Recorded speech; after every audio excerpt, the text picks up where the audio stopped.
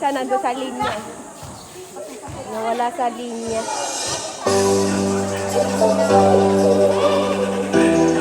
Ayan si Presidente ng Universe! Ay, yung mga nakaupo. Upunan ko yung nagre-relax. Ayan! Mga napagod na mga giti nila. Ayan!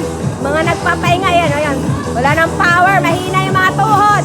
Nag-ano lang kagabi. Nag-helicopter. Ayan yung isa. O, ayan. Si Miss Papaya. Oha, oha. Hello. Bye-bye.